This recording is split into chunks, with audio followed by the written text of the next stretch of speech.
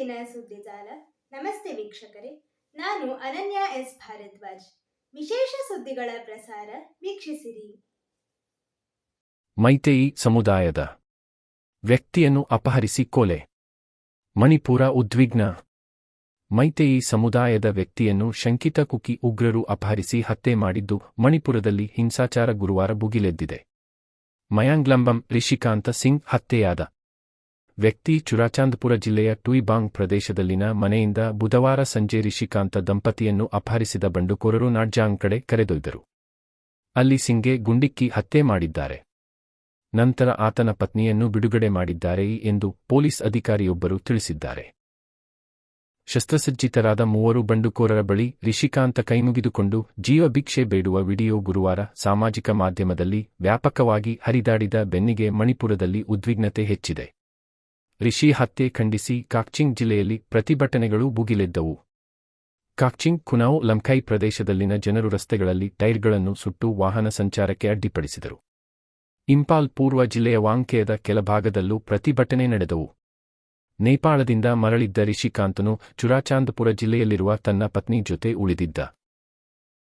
ದಂಪತಿಯನ್ನು ಅಪಹರಿಸಿದ್ದ ಮೂವರು ಉಗ್ರರು ಮಗನನ್ನು ಕೊಂದ ಬಳಿಕ ಚಲಿಸುವ ವಾಹನದಿಂದ ಸೊಸೆಯನ್ನು ಕೆಳಗೆ ತಳ್ಳಿದ್ದಾರೆ ಎಂದು ಮೃತರ ತಂದೆ ಮಯಾಂಗ್ಲಂಬಂ ಟೋಂಬಿ ಸಿಂಗ್ ಸುದ್ದಿಗಾರರಿಗೆ ತಿಳಿಸಿದ್ದಾರೆ. ಅಪಹರಣಕಾರರು ಯುನೈಟೆಡ್ ಕುಕಿ ನ್ಯಾಷನಲ್ ಆರ್ಮಿಯ ಯುಎನ್ಕೆಯ ಸದಸ್ಯರಾಗಿದ್ದಾರೆ ಎಂದು ಶಂಕಿಸಲಾಗಿದ್ದು ಆರೋಪಿಗಳ ಬಂಧನಕ್ಕೆ ಶೋಧ ನಡೆದಿದೆ. ಕುಕಿ ಜೋ ಬಂಡುಕೋರರ ಹಲವು ಸಂಘಟನೆಗಳ ಜೊತೆ ಕೇಂದ್ರ ಸರ್ಕಾರ, ಮಣಿಪುರ ಸರ್ಕಾರ ಒಪ್ಪಂದ ಮಾಡಿಕೊಂಡಿವೆ. ಆದರೆ ಯುಎನ್ಕೆಯ ಸಂಘಟನೆಯು ಕಾರ್ಯಾಚರಣೆಗಳ ಅಮಾನತು ಎಸ್ಒ ಒಪ್ಪಂದಕ್ಕೆ ಸಹಿ ಹಾಕಿಲ್ಲ. 2023ರ ಮೇ ತಿಂಗಳಲ್ಲಿ ಹಿಂಸಾಚಾರ ಭುಗಿಲೆದ್ದ ನಂತರ ಕುಕಿಗಳು ಮತ್ತು ಮೈತೇಯಿಗಳು ಪರಸ್ಪರರ ಪ್ರದೇಶಗಳಿಗೆ ಭೇಟಿ ನೀಡುತ್ತಿಲ್ಲ.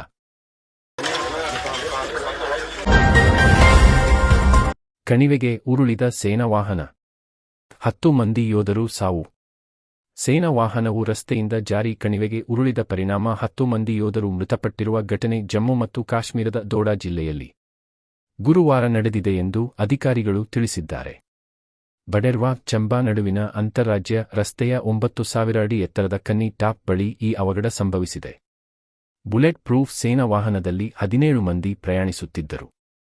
ಎತ್ತರಕ್ಕೆ ಹೋದಂತೆ ಚಾಲಕನ ನಿಯಂತ್ರಣ ಕಳೆದುಕೊಂಡ ವಾಹನವು ರಸ್ತೆಯಿಂದ ಜಾರಿ 200 ಅಡಿಯ ಪ್ರಪಾತಕ್ಕೆ ಬಿದ್ದಿದೆ ಎಂದು ಅಧಿಕಾರಿ ತಿಳಿಸಿದ್ದಾರೆ. ಸೇನೆ ಮತ್ತು ಪೊಲೀಸರು ಜಂಟಿಯಾಗಿ ರಕ್ಷಣಾ ಕಾರ್ಯಾಚರಣೆ ನಡೆಸುತ್ತಿದ್ದು 4 ಮಂದಿ ಸೇನಾಧಿಕಾರಿಗಳು ಸ್ಥಳದಲ್ಲೇ ಮೃತಪಟ್ಟರೆ, ತೀವ್ರವಾಗಿ ಗಾಯಗೊಂಡಿದ್ದ 6 ಮಂದಿ ಆಸ್ಪತ್ರೆಗೆ ಸಾಗಿಸುವಾಗ ಮೃತಪಟ್ಟಿದ್ದಾರೆ.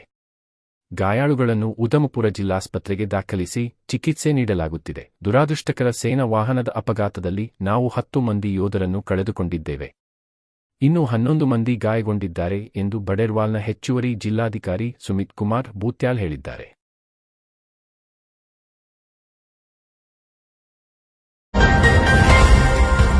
ಒಂದು ನಿಮಿಷದ ಭಾಷಣ ಓದಿ ಸದನದಿಂದ ಹೊರಗೆ ನಡೆದ ರಾಜ್ಯಪಾಲ.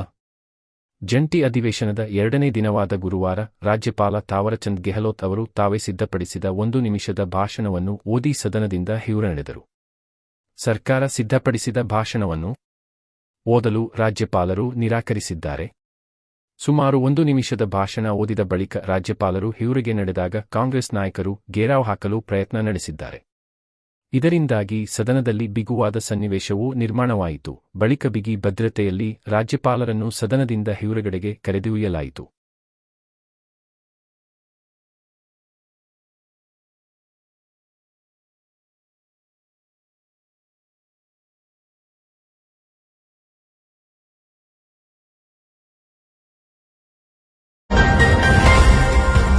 ರಾಜ್ಯಪಾಲರಿಂದ ಸಂವಿಧಾನ ಉಲ್ಲಂಘನೆ. ಸಿದ್ದರಾಮಯ್ಯ ಸಂವಿಧಾನ ವಿಧಿ 176 ಮತ್ತು 163ರಂತೆ ಸರ್ಕಾರ ಸಿದ್ಧಪಡಿಸಿರುವ ಭಾಷಣವನ್ನು ರಾಜ್ಯಪಾಲರು ಓದಲೇಬೇಕೆಂಬ ನಿಯಮವಿದೆ. ರಾಜ್ಯಪಾಲರು ಸಿದ್ಧಪಡಿಸಿದ ಭಾಷಣವನ್ನು ಓದುವಂತಿಲ್ಲ. ಹಾಗಿದ್ದರೂ ರಾಜ್ಯಪಾಲರು ಭಾಷಣ ಓದದೆ ಸಂವಿಧಾನವನ್ನು ಉಲ್ಲಂಘಿಸಿದ್ದಾರೆ ಎಂದು ಮುಖ್ಯಮಂತ್ರಿ ಸಿದ್ದರಾಮಯ್ಯ ಹೇಳಿದರು. ಗುರುವಾರ ಸುದ್ದಿಗಾರರ ಜತೆ ಮಾತನಾಡಿದ ಅವರು, ಸರ್ಕಾರ ಸಿದ್ಧಪಡಿಸಿರುವ ಭಾಷಣದ ಪ್ರತಿಯನ್ನು ಎಲ್ಲ ಶಾಸಕರು, ಪರಿಷತ್ ಸದಸ್ಯರಿಗೆ ವಿತರಿಸಲಾಗಿದೆ. ಈ ವಿಚಾರದ ಬಗ್ಗೆ ಸುಪ್ರೀಂ ಕೋರ್ಟ್ನಲ್ಲಿ ಮೊಕದ್ದಮೆ ಹೂಡುವ ಬಗ್ಗೆ ಚರ್ಚಿಸಿ ನಿರ್ಣಯ ಕೈಗೊಳ್ಳಲಾಗುವುದು ಎಂದು ಹೇಳಿದರು. See, every New Year, the governor has to address the joint session and he has to read the speech prepared by the cabinet.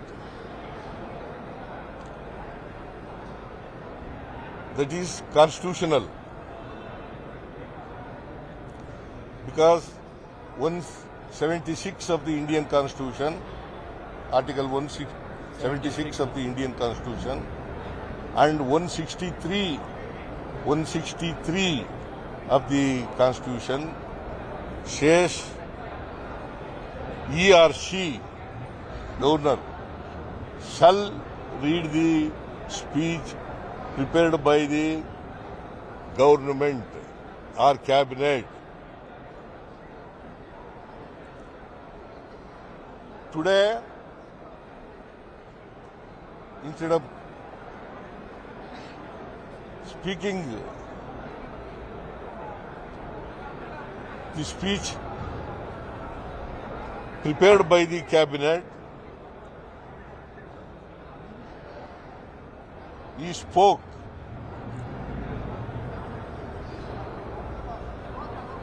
the speech prepared by himself.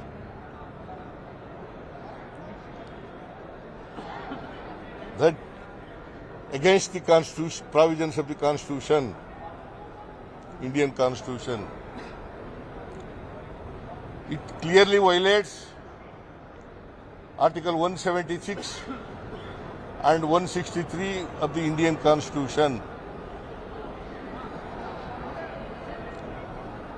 Therefore, it is not going to be the speech of the governor.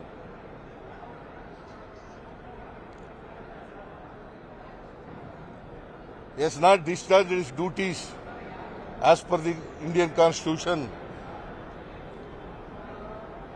He has not discharged his responsibilities as prescribed by the Indian Constitution.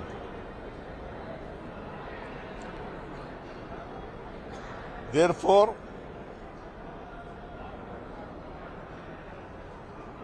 we are going to protest against the attitude of the speaker. Governor, Governor.